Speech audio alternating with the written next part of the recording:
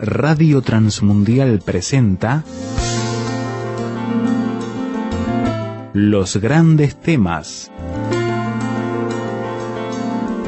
Un tiempo donde el pastor Salvador de Lutri nos lleva a pensar en la problemática más profunda del ser humano. Los Grandes Temas. Vamos al capítulo 8 del libro de Eclesiastés. Capítulo 8 del libro de Eclesiastés dice: ¿quién como el sabio y quién como el que sabe la declaración de las cosas? La sabiduría del hombre ilumina su rostro, y la tosquedad de su semblante se mudará. Te aconsejo que guardes el mandamiento del rey y la palabra del juramento de Dios. No te apresures a irte de su presencia, ni en cosa mala persistas, porque él hará todo lo que quiere. Pues la palabra del rey es con potestad, ¿y quién le dirá qué haces? El que guarda el mandamiento no experimentará mal, y el corazón del sabio discierne el tiempo y el juicio. Porque para todo lo que quisieres hay tiempo y juicio. Porque el mal del hombre es grande sobre él, pero no sabe lo que ha de ser, y el cuándo haya de ser, ¿quién se lo enseñará? No hay hombre que tenga potestad sobre el espíritu para retener el espíritu, ni potestad sobre el día de la muerte. Y no valen armas en tal guerra, ni la impiedad librará al que la posee. Todo he visto y he puesto en mi corazón en todo lo que debajo del sol se hace. Hay tiempo en que el hombre se enseñorea del hombre para mal suyo. Asimismo he visto a los inicuos sepultados con honra, mas los que frecuentaban el lugar santo fueron luego puestos en olvido en la ciudad donde habían actuado con rectitud. Esto también es vanidad. Por cuanto no se ejecuta sentencia sobre la mala obra, el corazón de los hijos de los hombres está en ellos dispuesto para hacer el mal. Aunque el pecador haga mal 100 veces y prolongue sus días, con todo yo también sé que les irá bien a los que Dios temen, los que temen ante su presencia, y que no le irá bien al impío, ni le serán prolongados los días, que son como sombra, por cuanto no teme delante de la presencia de Dios. Hay vanidad que se hace sobre la tierra, que hay justos a quien sucede como si hicieran obras de impío, y hay impíos y a quienes acontece como si hicieran obras de justo. Digo, esto también es vanidad. Por tanto, alabé yo la alegría, que no tiene el hombre debajo del sol, sino que coma y beba y se alegre, y que esto le quede de su trabajo los días de su vida que Dios le concede debajo del sol. Yo pues dediqué mi corazón a conocer sabiduría y a ver la faena que se hace sobre la tierra, porque hay quien ni de noche ni de día ve sueño en sus ojos. Y he visto todas las obras de Dios que el hombre no puede alcanzar, la obra que debajo del sol se hace, por mucho que trabaje el hombre buscándola, no la hallará. Aunque diga el sabio que la conoce, no por eso podrá alcanzarla. Hasta aquí nada más en la lectura de este capítulo. Este capítulo es muy interesante porque habla de una realidad que nosotros palpamos todos los días. Después de la Segunda Guerra Mundial, el mundo cambió notablemente.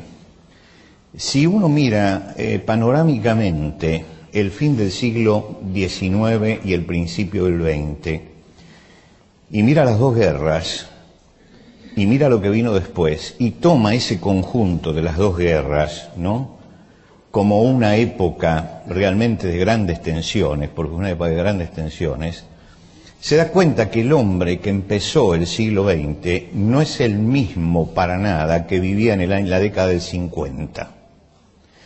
Porque el hombre que empezó el siglo XX creía con optimismo en la razón, en que las cosas iban a ir adelante, en el progreso, pero después de la Segunda Guerra Mundial ya el hombre dejó de creer en eso. Y aparece allí una palabra que van a usar mucho los intelectuales, que se va a usar mucho en la novelística y que se va a usar mucho en el teatro, que es: la vida es un absurdo, no tiene sentido, no tiene sentido.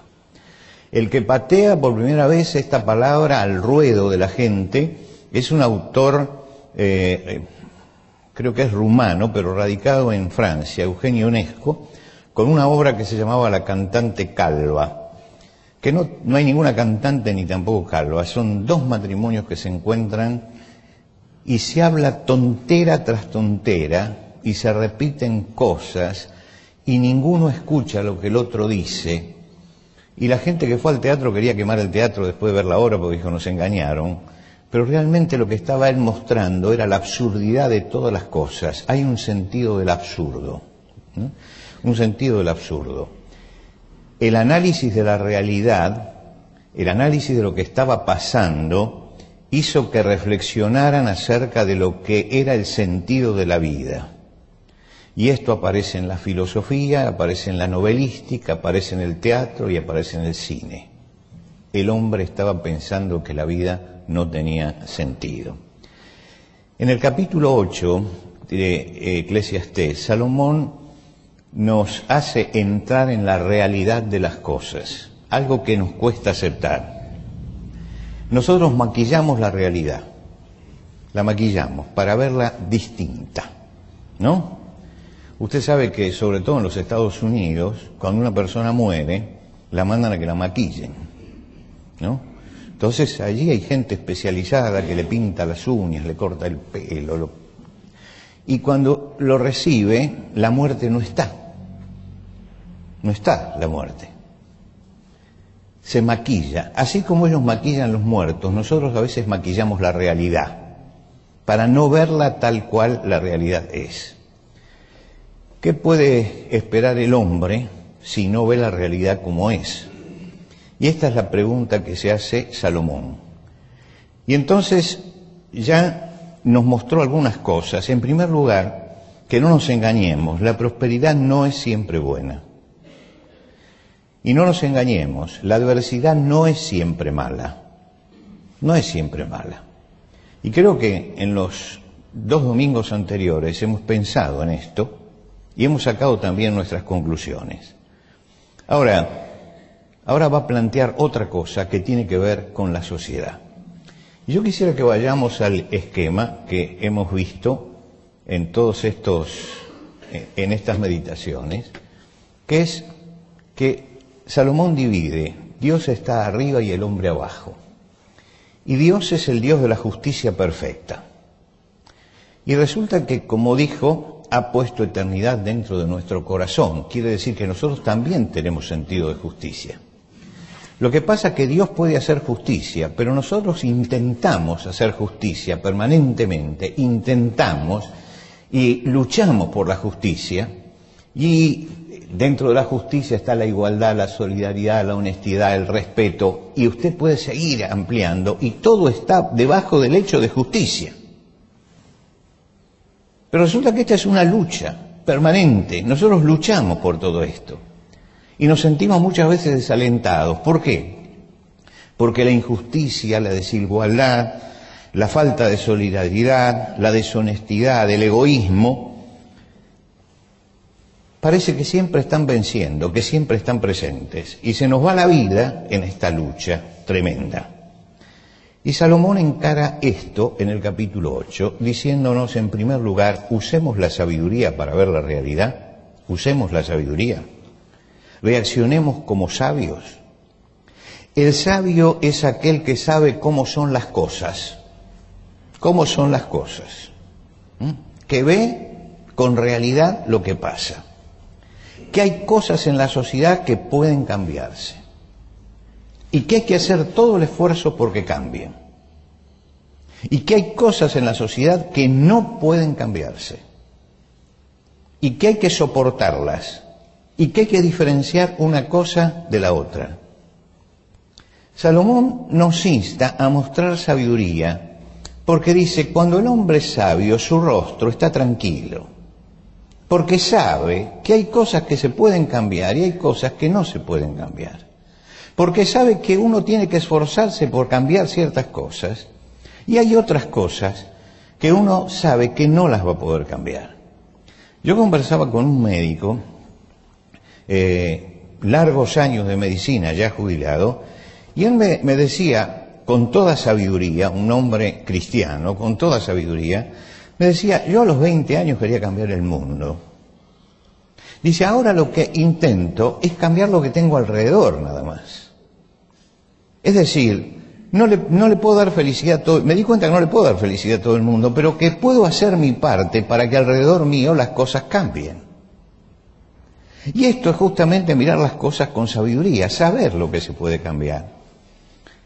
Hoy voy a hacer en dos cosas, en dos momentos autorreferencial, pero creo que es importante a veces compartir algunas experiencias que pueden servirnos. Durante 20 años, hace más de 25, 26, 27 años, me vino a ver el director de un periódico para que escribiera una nota todas las semanas, los números del periódico, en la página 2. Entonces le dije sí, pero con dos condiciones. En primer lugar, yo no cobro por esto. Yo lo voy a hacer gratis esto.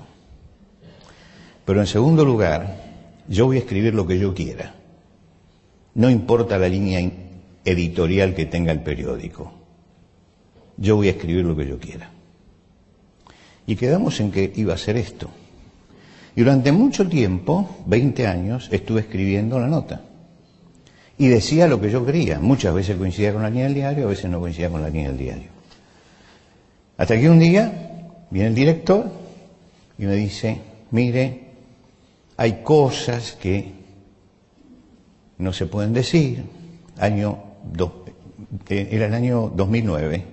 Me acuerdo como si fuera ahora porque fue los primeros días de marzo, el 3 de marzo del año 2009, vino a mi casa con el jefe de redacción y me dice, mire, no, hay cosas que no se pueden decir, hay cosas que no se pueden hablar, hay cosas que... Yo había escrito uno sobre la oligarquía política, había dicho que había gente que se enriquecía mientras que otros estaban pobres, y entonces hay cosas que no se puede decir. Escribí otro sobre uno de los jueces de la Corte Suprema de Justicia, diciendo que no era digno de estar en ese lugar por la conducta que tenía, que era notoria para todos, pero eso ya no se puede decir. Entonces le dije, bueno, perfecto. Dice, entonces usted sigue escribiendo. No, yo no sigo escribiendo. Y le mandé una nota diciéndole, le agradezco por los 20 años, pero no escribo más.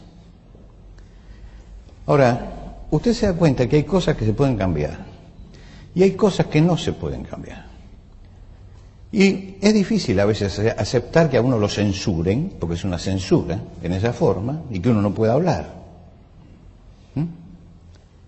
Pero bueno, seguimos. Y después el tiempo va haciendo las cosas. Lo que hay que tener es serenidad. No transformarse en un tirabombas, sino tener serenidad frente a todas estas cosas, porque la realidad es así. Evitar la necedad. El necio responde con atropello, el necio responde con violencia, el necio toma las armas y tira una bomba en un supermercado y mata 50 inocentes. Y esto lo hemos vivido, Lo hemos vivido. Los muchos inocentes que han muerto.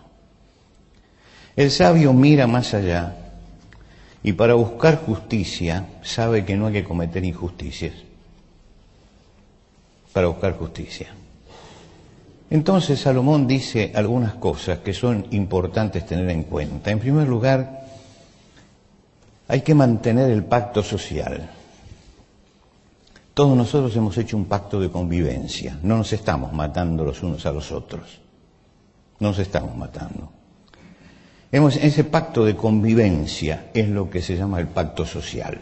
Pacto social para vivir.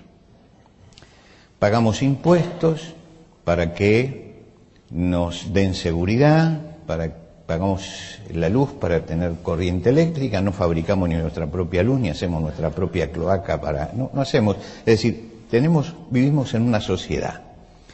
Y él dice, te aconsejo que guardes el mandamiento del rey y la palabra del juramento de tu Dios. Es decir, ¿qué es el juramento de tu Dios? Esto que se habla del juramento de tu Dios. Cuando el rey David subió al trono, vino todo el pueblo y ungió a David y juró delante de Dios. ¿Juró qué? Que iba a obedecer a ese rey. Ese pacto social no hay que tocarlo, no hay que tocarlo. Hay que discutir, hay que hablar, hay que criticar, todo esto. Pero hay un pacto social que no hay que romperlo. Porque cuando se rompe el pacto social, cuando se rompe eso, como dice él, te aconsejo que guardes el mandamiento del rey y la palabra del juramento de tu Dios. Lo que aceptaste, discutilo y todo, pero tenés que respetarlo. La sociedad tiene un pacto de convivencia. Hay leyes, hay instituciones, hay autoridades.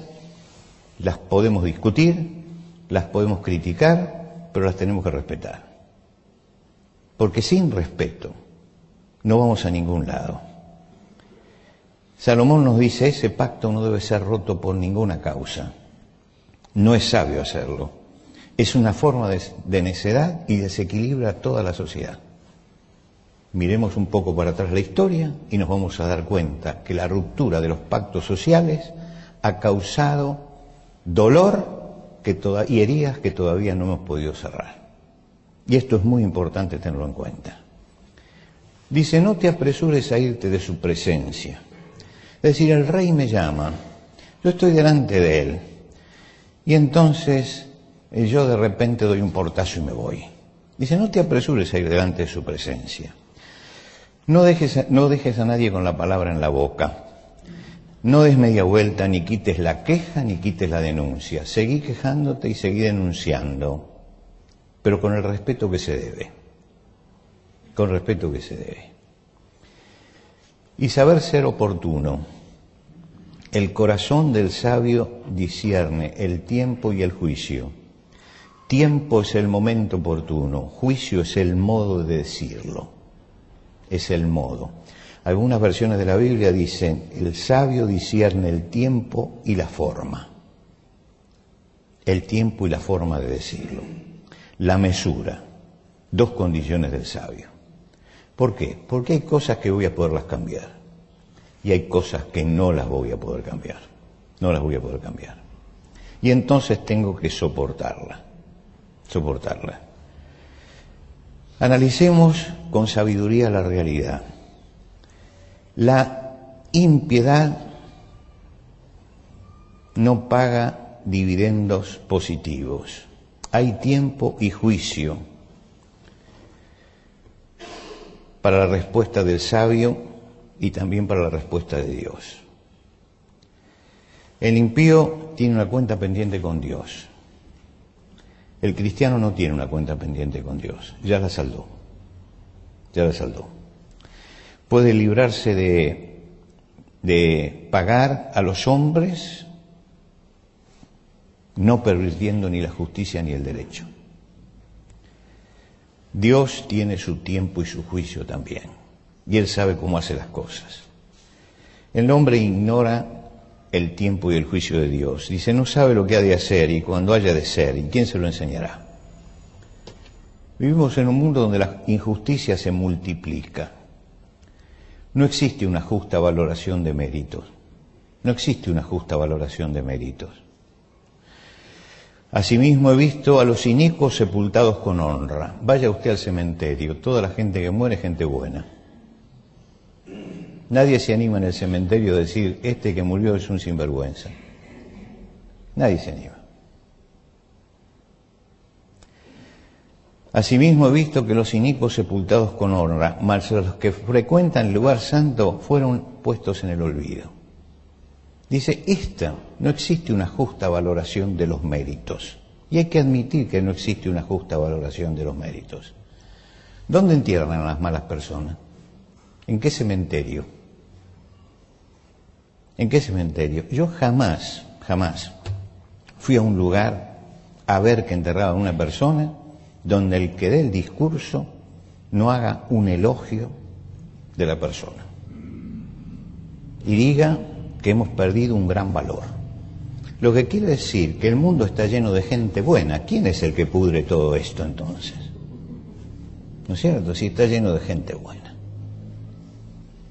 Creo que una sola vez que me invitaron a hablar justamente en un velorio, yo dije, hablo, pero voy a decir lo que pienso. Los hijos me dijeron sí y dije lo que pensaba. Gran hecatombe. Gran hecatombe. Pero dije, señores, cuando se vive así, se termina así también. Es que hay algo que tiene que ser la honestidad que tenemos que tener. La honestidad. Hay que saber valorar todas estas cosas. Los que temen al Señor van al lugar santo, al templo de Dios, y tienen únicamente la honra de Dios y nada más, y nada más.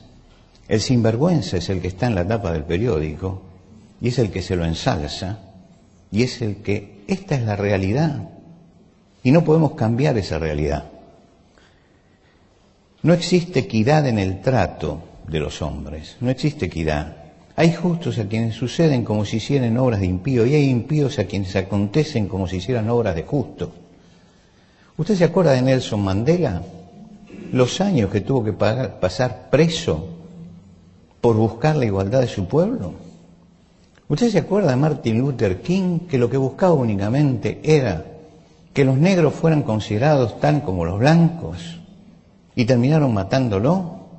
¿Usted se acuerda del hombre de la no violencia, de Gandhi? ¿Cómo terminó Gandhi? Esta es la realidad. Esta es la realidad. Y el mundo hay que verlo como es.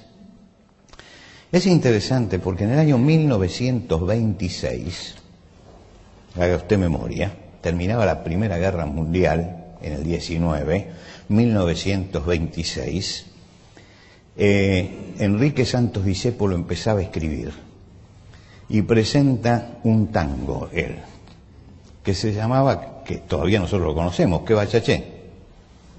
¿Se acuerdan? Y entonces él decía, hoy ya murió el criterio, vale Jesús lo mismo que el ladrón. Lo quisieron matar, lo quisieron matar. Una gran resistencia del público que se levantó, porque ¿cómo decía que habíamos perdido el criterio? ¿Cómo decíamos esto? Y el pobre Discépolo, que era un hombre flaquito, delgadito, que era como persona insignificante, se fue a su casa amargado, porque él había escrito lo que sentía, que se había acabado el criterio, que valía acá Jesús lo mismo que el ladrón, pero la sociedad decía que no, que estaba equivocado.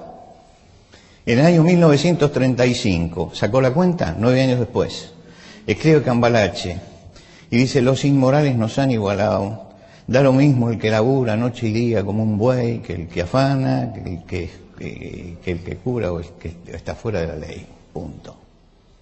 Ahí lo aplaudió, la gente lo aplaudía. Es decir, la gente llegó a entender que no estaba equivocado, que lo que estaba diciendo era verdad. Pero a veces le cuesta a la gente llegar a entender cómo son las cosas. Le cuesta. Que no te cueste entender, hermano, cómo son las cosas.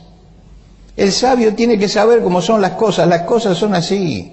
Y por más que nos rebelemos y dijimos, ¿cómo se murió el criterio? Y le escribieron otro tango, ¿no? Que contradecía todo esto. Pero la realidad era esa. La realidad era esa. Hoy sabemos que no hemos superado todo eso y que el inmoral va adelante ovacionado y aplaudido. Ovacionado y aplaudido. La razón de este estado, ¿por qué es? Salomón lo explica. Dice, mire, ¿sabe por qué pasa esto? Versículo 11, yo se lo leo. Por cuanto no se ejecuta sentencia sobre la mala obra, el corazón de los hijos de los hombres está en ellos dispuesto para hacer el mal. Esto habría que escribirlo con letras de oro en todas las esquinas. Que si no se hace sentencia y justicia sobre el que ha hecho mal, los hijos de los hombres se disponen a repetir esto, porque total acá no pasa nada. ¿Se da cuenta lo que quiere decir? 3000 años atrás, algo sabía Salomón de todo esto, algo sabía. Si no se ejercita justicia, el mal se multiplica y produce más mal. El tema es de la justicia. ¿Quién la ejecuta? La Biblia dice que la tiene que ejecutar la autoridad. Gloria de Dios es encubrir un asunto, pero honra del rey es escudriñarlo. El que tiene poder no puede ocultar nada, lo dice la Biblia. Deje que Dios sea el que tape las cosas, pero usted tiene que escudriñarlo abajo. Libro de los Proverbios. Y debe rodearse de hombres probos. Aparta al impío de la presencia del rey. Aparta al impío de la presencia del rey. Que los consejeros sean consejeros en serio. Dice, y entonces su trono será un trono justo. 3000 años, Y está diciendo cómo son las cosas. Y entonces llegamos en un momento que después de este baño decimos, ¿y yo qué tengo que hacer en medio de todo esto? Y hay algo que dice Salomón, que es importante. Dice, el hombre sabio tiene que vivir con alegría. Y tiene que vivir con alegría, ¿por qué? Porque Dios está en el mando de todo. Aunque el pecador haga mal 100 veces y prolongue sus días, con todo yo también sé que le irá bien a los que Dios temen y los que temen ante su presencia, y que no le irá bien al impío. Sobre el trono de abajo, nosotros tenemos una cantidad de opciones, ¿no?, de tribunales. Entonces escuchamos casación, alzada, Suprema Corte de Justicia. Hay uno que está más arriba, Hay uno que está más arriba. Y a ese no se le escapa nada. A ese no se le escapa nada. A nosotros se nos puede escapar, pero a él seguro que no se le va a escapar. Seguro que no se le va a escapar. Y Salomón dice, uno tiene que confiar en la justicia de Dios.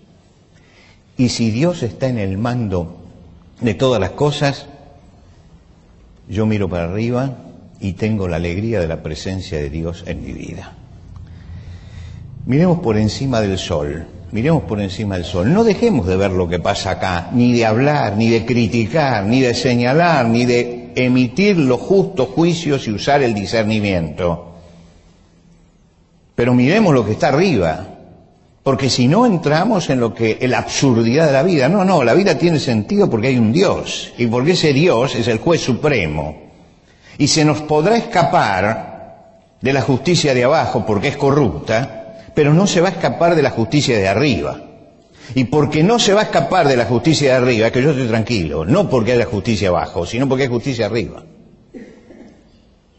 Y lo que me trae alegría hoy es saber que Dios está en el trono, y que el trono de Dios es un trono inconmovible.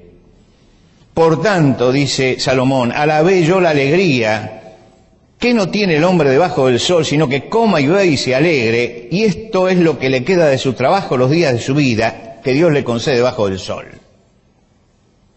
Hoy vamos a volver a nuestra casa y vamos a sentarnos con nuestra familia para comer. Comamos con alegría, comamos con alegría.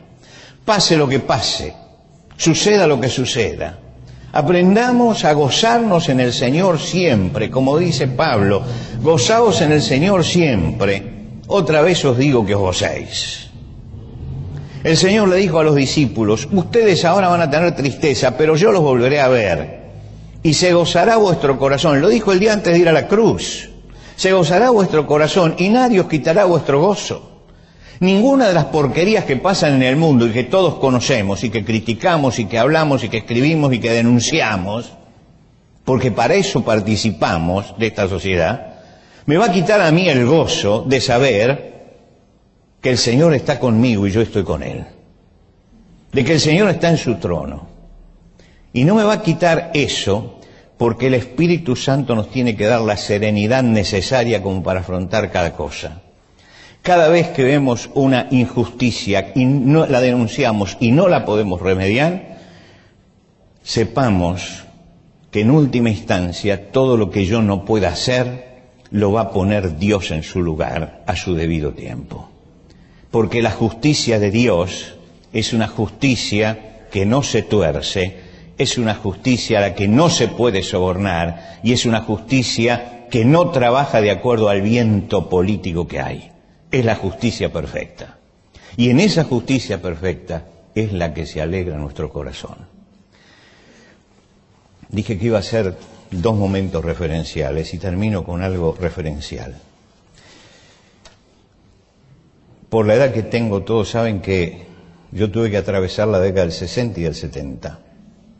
Y la tuve que hacer como una persona joven, con todas las cosas que se movían alrededor.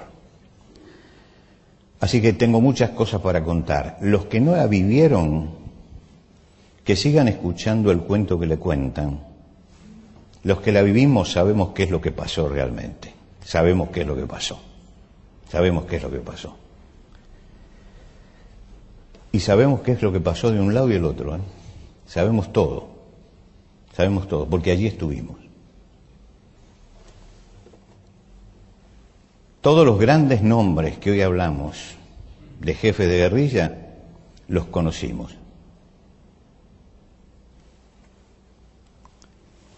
En aquel momento yo tenía dos cosas.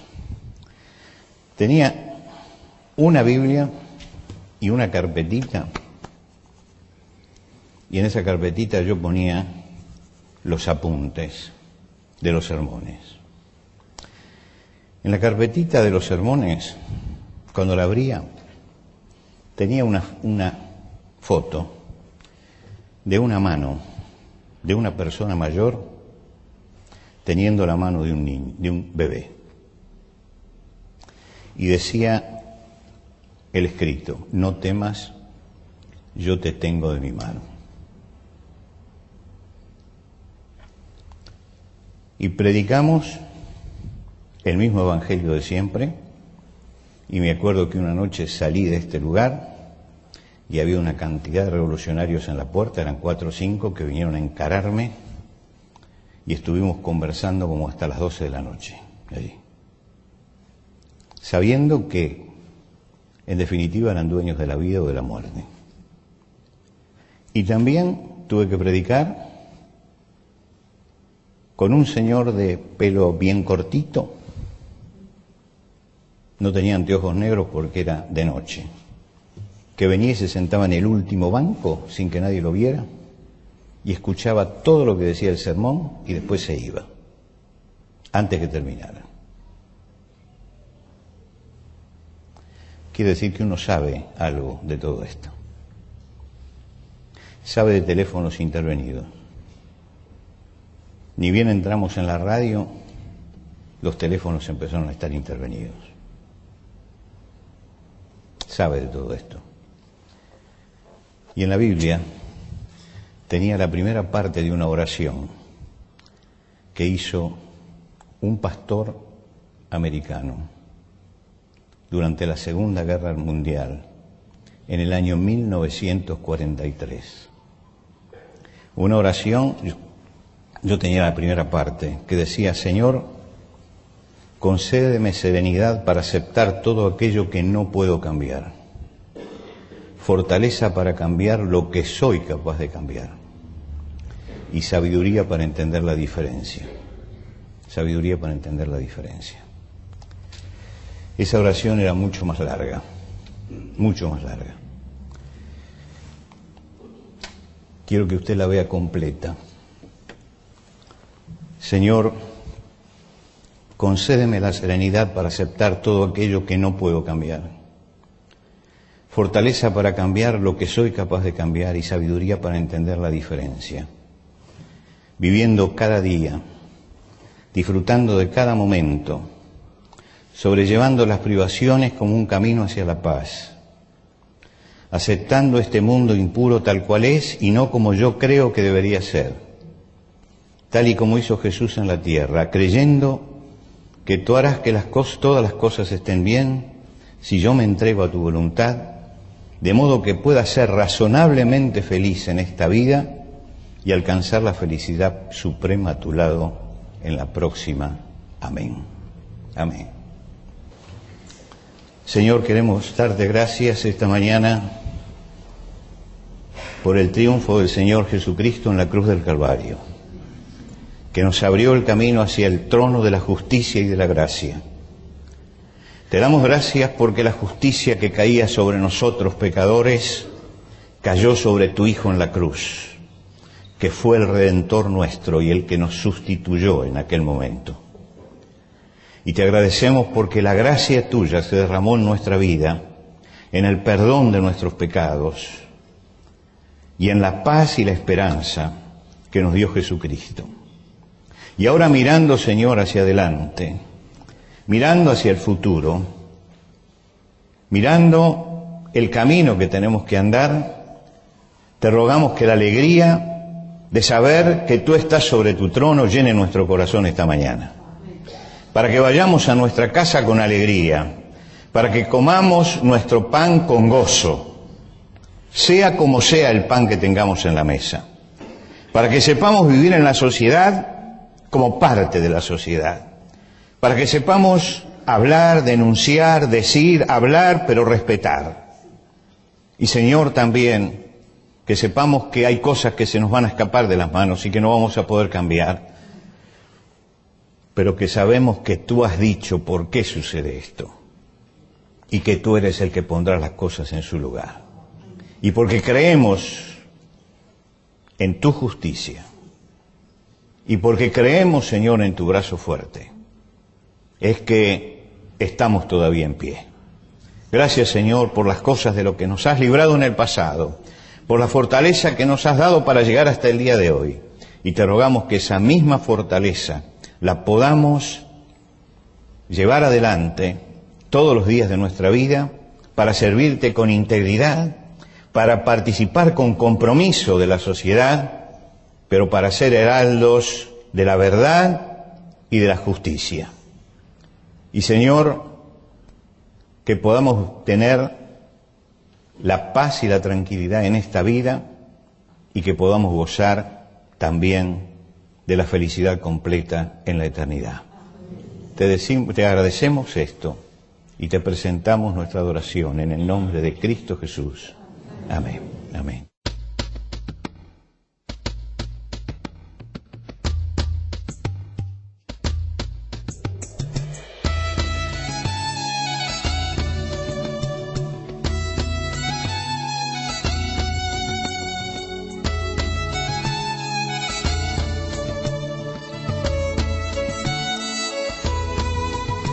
Antes de finalizar los grandes temas del día de hoy, les queremos dar los canales de comunicación donde usted puede entrar en contacto con el pastor Salvador de Lutri. Por carta, hágalo a Los Grandes Temas, casilla de correo 5051, Montevideo, Uruguay. Los Grandes Temas, casilla de correo 5051, Montevideo, Uruguay. Y el correo electrónico, losgrandestemas@transmundial.org. losgrandestemas@transmundial.org. Nos encantaría escuchar de usted, saber cuáles son sus comentarios, preguntas, reacciones e inquietudes sobre el tema de hoy. Por ahora nos despedimos hasta otro espacio de Los Grandes Temas, una producción de Radio Transmundial.